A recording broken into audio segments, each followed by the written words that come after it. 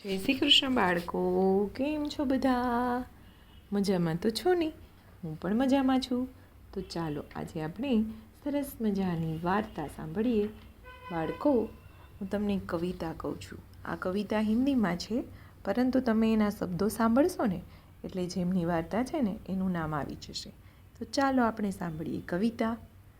शुरू हुई 1657 में उसकी गाथा, थी माता सही बाई पिता शिवराय, ली 13 साल की उम्र में 13 भाषा की शिक्षा, थे माहिर शस्त्र और शास्त्र में, गाई उज्जैन के कवि कलश ने उसकी शौर्य गाथा, था यह शेष पर मिटने वाला, था यह देश पर मिटने वाला, शेर शिवा का छावा, शेर शिवा का छावा, था वो महापराक्रमी परम प्रतापी, था वो महापराक्रमी परम प्रतापी, नाम था उसका शंभुराय, नाम था उसका शंभुराय.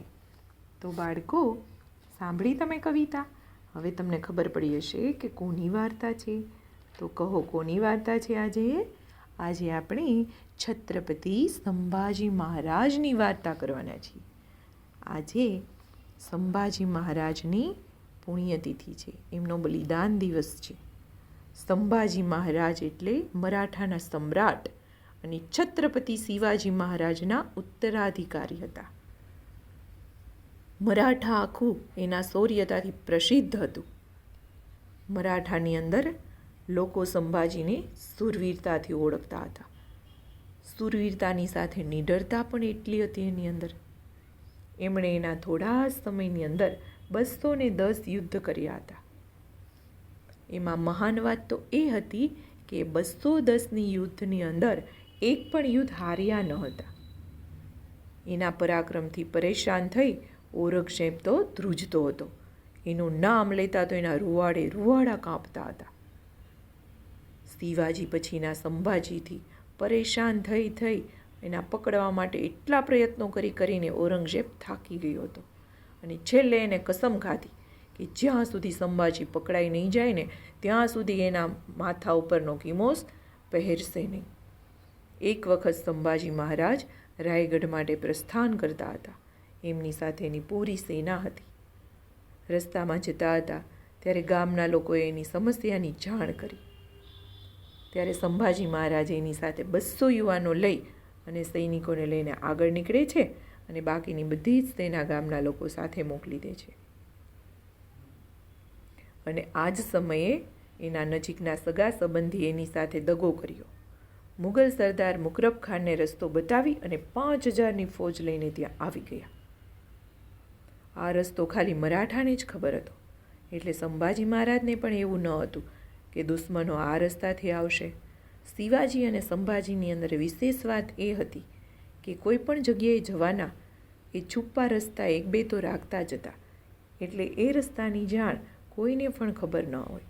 જેના નજીકના સગા સંબંધી હોય એને, અથવા તો થોડા મરાઠાઓને જ ખબર હોય છે.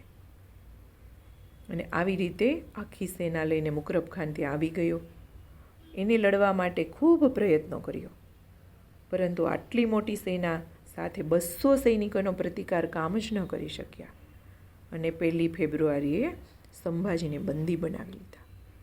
અને ઔરંગઝેબની સભામાં એમને હાજર કરે છે અને ખૂબ યાતનાઓ આપે છે.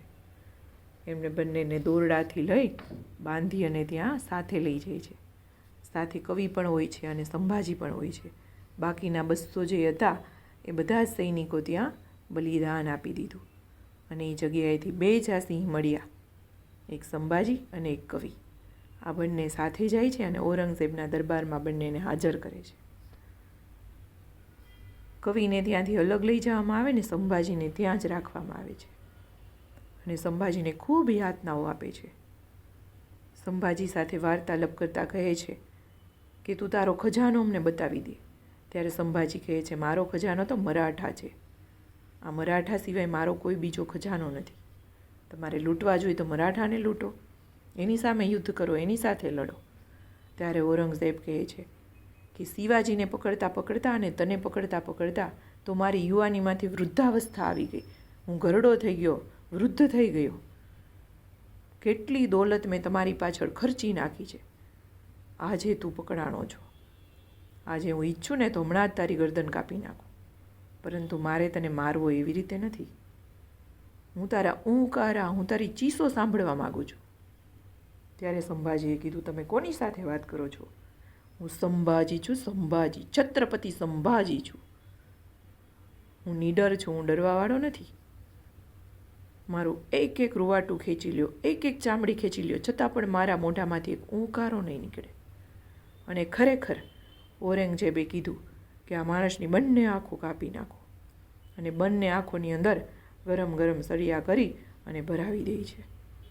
અને સંભાજી ઊંકારો પણ નથી કરતા, મોઢામાંથી એક જ શબ્દ નીકળે છે, જગદંબે, જગદંબે, જગદંબે.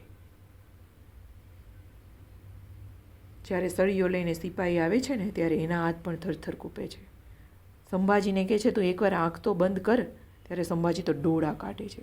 ત્યારે સામેવાળો માણસ પણ ધ્રુજી જાય છે. આવી સુરવીરતા સંભાજીની અંદર હતી. સંભાજીએ માન્યું તો કે આ શરીર છે એ મારું નથી, હું તો અંદર બેઠેલો છું. શરીરને ગમે એટલી યાતના આપે ને, છતાં મારા મોઢામાંથી એક ઊંકારો પણ નહીં નીકળે. ત્યાર પછી એની જીભ કાપી લેવામાં આવે છે, એના હાથના પગના નખ ખેંચી લેવામાં આવે છે, છતાં પણ એના મોઢામાંથી એક જ શબ્દ નીકળે છે, જગદંબે, જગદંબે, જગદંબે. અને છેલ્લે એમ કહે છે, હજુ આ માણસના મોઢામાંથી એક ઊંકારો નથી નીકળતો, એટલે એની ચામડી ઉખેડી નાખો. 40 દિવસ સુધી સતત યાતનાઓ આપે છે. અને સંભાજી મહારાજ એક પાણીનું ટીપું કે ખોરાકનો એક કણ પણ મોઢામાં નથી નાખતા. ભૂખ્યા, તરસ્યા, આટલી વેદના, કષ્ટ સહન કરે છે ફક્ત દેશ માટે. ત્યાર પછી પણ સંભાજી મહારાજ જીવતા છે. ત્યારે ઔરંગઝેબ પણ હતાશ, નિરાશ થઈ જાય છે કે આ માણસ કેવી રીતે જીવિત રહી શકે. આટલી યાતનાઓ, આટલી વેદનાઓ, આટલું કષ્ટ આપ્યું છે, છતાં પણ ભગવાનને કહે છે કે એ અલ્લાહ, તે મારા દુશ્મનને એવો તે બનાવ્યો છે, આવો સુરવીર પરાક્રમી મને કેમ પુત્ર ન આપ્યો? હે અલ્લાહ, આવી નજર સિંહ જેવી તીખી એ મને આપવી હતી, મારા પુત્રને આપવી હતી, તે મારા દુશ્મનને આવી નજર આપી છે.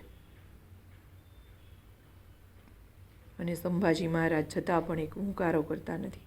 ત્યારે છેલ્લે મુકરબ ખાનને આદેશ કરે છે કે મુકરબ ખાન, હવે આ સંભાજીના શરીરના ટુકડા કરી નાખો, અને એક એક ટુકડો છે એ મરાઠાઓની ગલીઓમાં નાખવો જોઈએ.